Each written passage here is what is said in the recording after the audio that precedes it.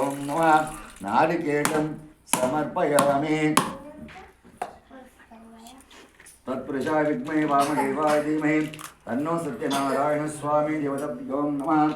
కర్పూరమంగళ నీరాంజనం సమర్పయామి. ముక్తిపదాయ ముఖ్యాయ భక్తాగ్రగారుణే వెంకటేశాయ పుణ్యాయ శ్రీగిరిజాయ మంగళం. నమః శివాభ్యాం నవయవనాభ్యాం పరస్పరాలుత్తమగోత్రణాభ్యాం నగేంద్రకన్యాం గజేంద్రనాభ్యాం నమో నమః శంకర పార్వతీభ్యాం. సత్యనారాయణ స్వామినే నమః. కర్పూరమంగళ నీరాంజనం సమర్పయామి. ఆచమనీయం సమర్పయామి. ఆత్మ ప్రదక్షిణం నమస్కారం సమర్పయామి.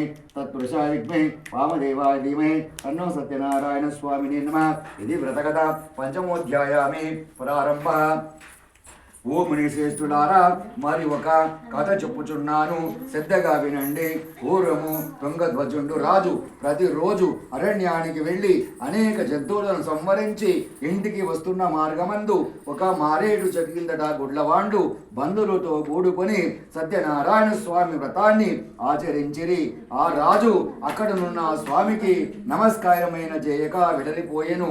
తర్వాత గుడ్లవాండు ప్రసాదము తెచ్చి రాజు ముందర మరుడ పూజా స్థలానికి వెళ్ళి సత్యనారాయణ స్వామి వరప్రసాదాన్ని కండ్లకత్తుకుని పూజించిరి. రాజు అహంకారము చేత ఆ ప్రసాదాన్ని తిరస్కరించి తన నగరానికి వెడలిపోయెను. అందువలన సత్యనారాయణ స్వామికి ఆ రాజుపై ఆగ్రహము వచ్చెను. అందుచేత రాజు యొక్క 100 కుమార్తెలు సన్నిపోయిరి. సకల సంపదలు హరించుకొని పోయెను. క్రమముగా దరిద్రము సంభవించెను. తర్వాత రాజు అనేక కష్టాల ప్రాప్తి ఆయను. అది అందరూ చూసి రాజు తనలో తాను ఇట్లు అనుకొంచున్నాడు కదా, ఆహా, గొడ్లవాళ్ళు ఇచ్చినారని సత్యనారాయణ స్వామి వరప్రసాదాన్ని పుచుప్పకుండా తిరస్కరిస్తే కదా, అందుచేత సత్యనారాయణ స్వామికి నాపై కోపము వచ్చినట్లున్నది, నాకిట్టి బాధలు కలుగుతున్నాయని ఆలోచన చేసుకొని రాజు మరల అరణ్యానికి వెళ్ళి ఆ గుడ్లవాండ్ల చెంతకు వెళ్ళి సత్యనారాయణ స్వామి వ్రతాన్ని ఆచరించి తీర్థ ప్రసాదాన్ని స్వీకరించి వచ్చెను. రాజు తర్వాత ధనవంతుడై పుత్ర సంతానము పొందినవాడై బ్రతుకున్నంత కాలం కూడా సుఖంగా ఉండి అంత్యకాలానికి స్వర్గానికి చేరుకున్నవాడాయను.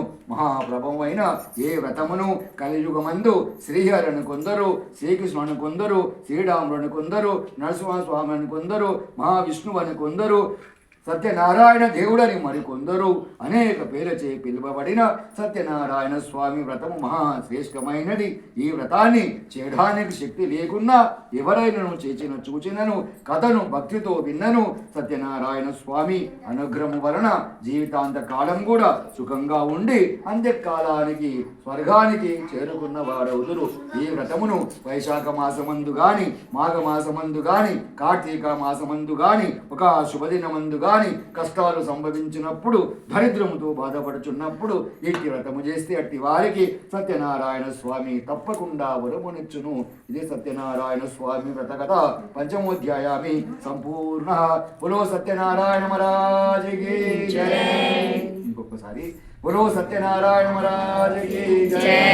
బోలో సత్యనారాయణ మహారాజుకి జై. కంప్లీట్ అయింది.